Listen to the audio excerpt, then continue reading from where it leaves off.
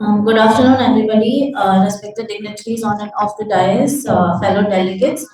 My name is Millie Grace Kurian, and I'm a PhD scholar at NG University, Kotte. I also work as an assistant professor at CSI College for Legal Studies, A. Mano. It is my honor to be able to present my paper on medical tourism and reproductive justice today. So, from the beginning, globalization has been regarded as a force that has brought forth a new age with the integration of worldwide government policies, cultures, societies, and social movements, which has been accelerated by modern means of communications and transportation. But this is also warranted an increasing need of regulation, owing to the fact that it does not just affect trade in goods, but also trade in services.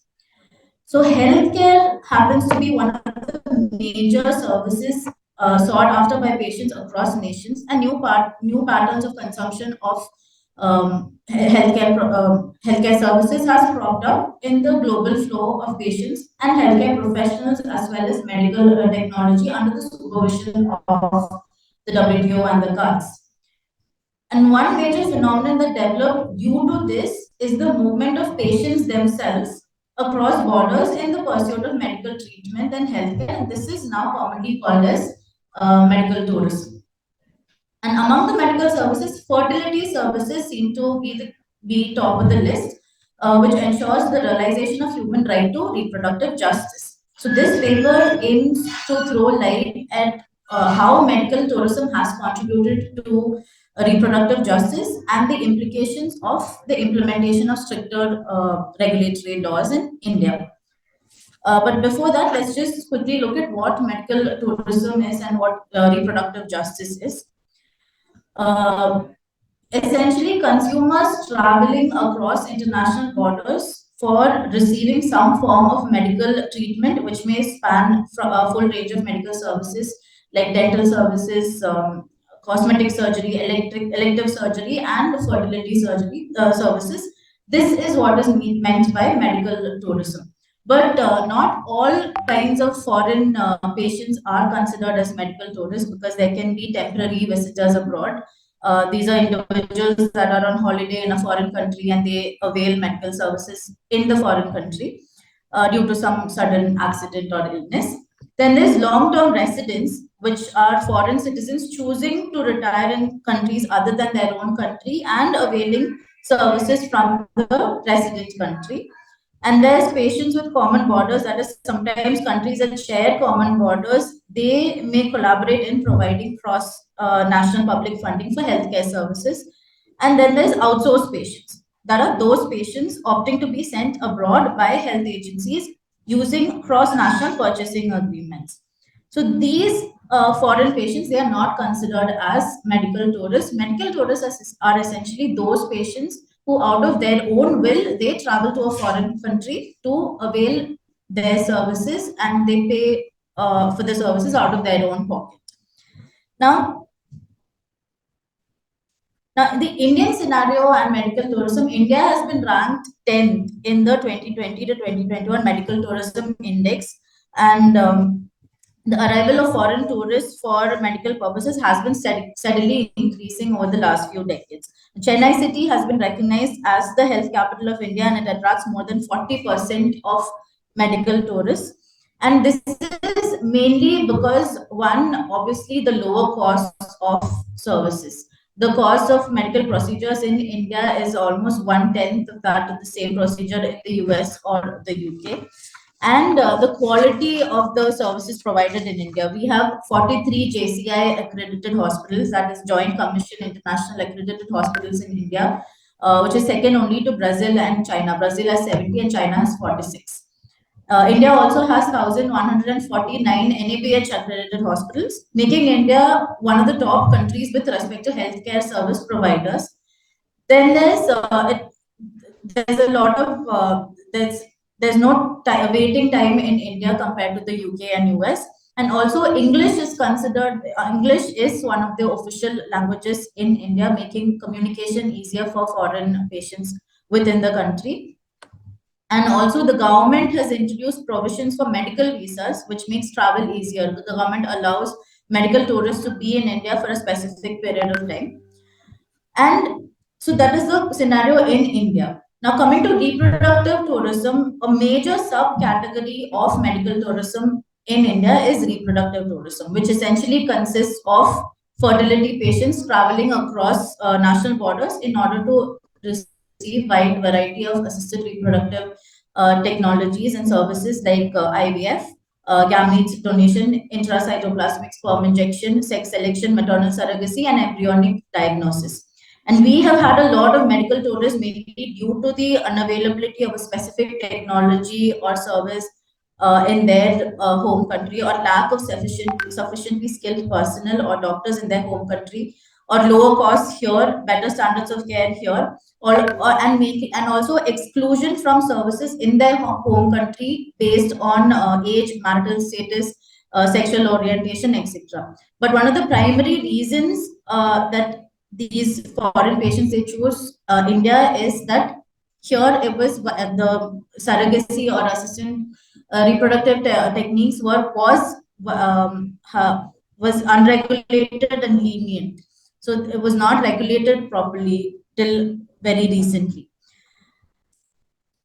Now, commercial surrogacy was a booming business in India before it was banned in 2018. And before it was banned, it was estimated that it was worth almost between 500 million to 2 billion US dollars. The upside of commercial surrogacy being prevalent in India was that starting a family was no longer exclusively associated with intercourse, intimacy, and traditional notion of family. And consequently, surrogacy had become a feasible and even attractive alternative for many couples with infertility or sexual orientation that rules out a natural pregnancy, or when a woman is unwilling to undertake a pregnancy. So this meant that certain minority groups, including homosexuals, unmarried persons, and members of certain religions who were not eligible for such treatment in their home country, would have a chance at raising children of their own, and thereby able to realize their right to reproductive justice. We'll get to what reproductive justice includes in a while. However, because it was unregulated, there was a lot of ethical and legal issues associated with surrogacy, the primary concern being commoditization of child or women's bodies, leading to exploitation. And in addition to this, cross-border surrogacy had a lot of other issues like citizenship, nationality, parentage issues.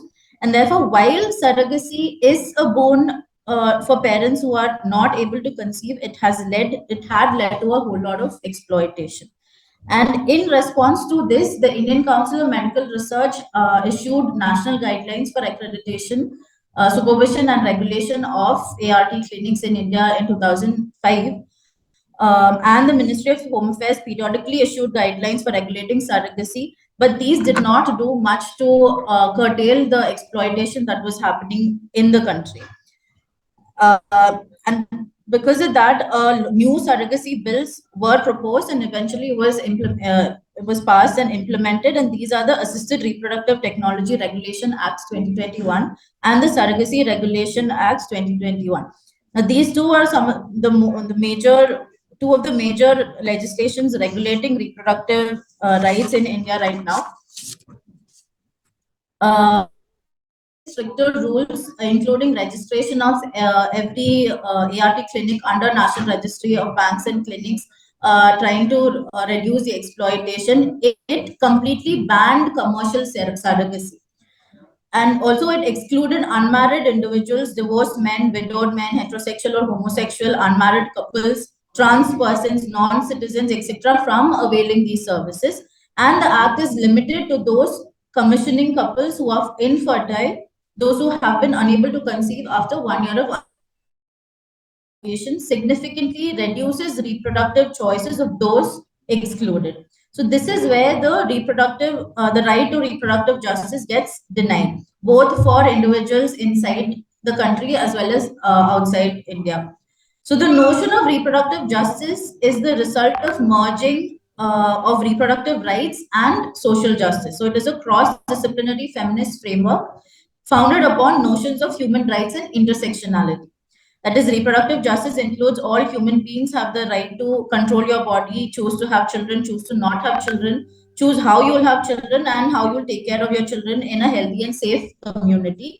And it focuses on the intersectionality part of it by taking into account the LGBTQ stigma bias and system inequalities, the economics, social status, gender, race, and racism, and as well as environment. So, what are the implications of the legislations on medical tourism and reproductive justice? So, these acts it eliminated a segment of population who want to be parents but are unable to conceive, as only heterosexual married couples can enjoy this facility according to the acts right now.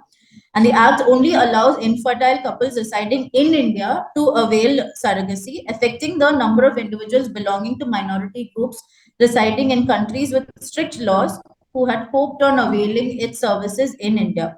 And not just minority groups, even the middle class who were looking to avail cheaper alternatives in other countries, especially India, they are also deprived of this facility now. And it will also affect those women seeking to make their living from becoming a surrogate. And also, opponents of the act argue that a citizen's fundamental rights are threatened by discriminating against certain classes of people. And by closing numerous clinics, India will lose a large contributor to the economy. Like I said, India, in the medical tourism, fertility tourism was a large contributor to the Indian economy. So, in conclusion, I'd like to say that although surrogacy tourism is an area that needs proper regulation, it is important to alter the legislations and monitor its implementation in a rights-based perspective. It needs to be amended in a way that it is inclusive of all sections of the society and mindful of the needs of the citizens of other countries who rely on the quality services of our country. And in addition to this, a revised framework would ensure a better regulation of the commercial surrogacy as well as avoid unsafe and illegal methods, and also bring back the reproductive tourism to India to offer better opportunities for individuals to realize their human right of reproductive justice. Thank you. So, It's a two-fold. First is, as you rightly said, there is a strong discrimination. In the case of hierarchy and surrogacy, certain class of people are not permitted. For example, transgenders. Similarly, homosexuals, they are not given this opportunity for taking use of this surrogacy and but recently this article, this section 377 IPC has been taken away, has been declared unconstitutional partly. yes. Joseph and state of Kerala. Yes.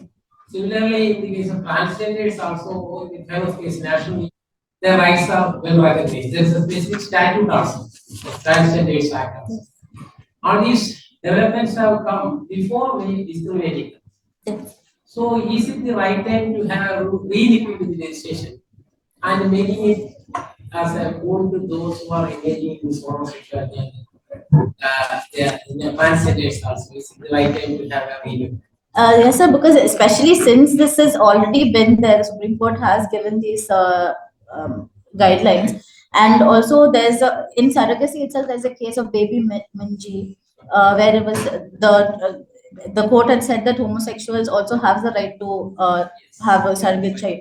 So, especially after all these judgments, when a new bill has been proposed, it should have been looked into, and all of this had to be. That area is not touching with this. That is yes, there is space for there is a legal vacuum. Vacuum, yes. Then one more thing is you said that Chennai is the medical capital of India based on this medical laws.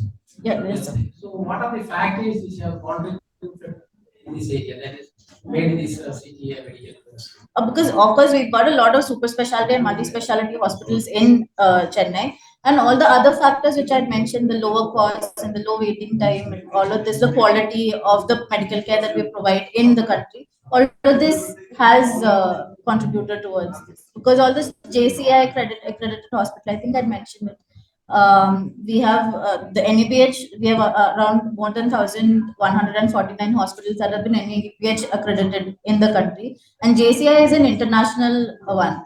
So in that, India is the third, as in if you rank it according to the number of JCI accredited hospitals that we have, India is the third one. The first is Brazil, which has 70. China has 46 and India has 43. But in the medical tourism, it is 10. Sorry, sir? Medical tourism agency is 10. In 10th rank. So it's the agency which has ranked it. Can you please mention the agency? I am not. Okay. Sorry. Okay. Thank you. Thank you. Thank you for this opportunity. Thank you, Vinny, for the interesting presentation.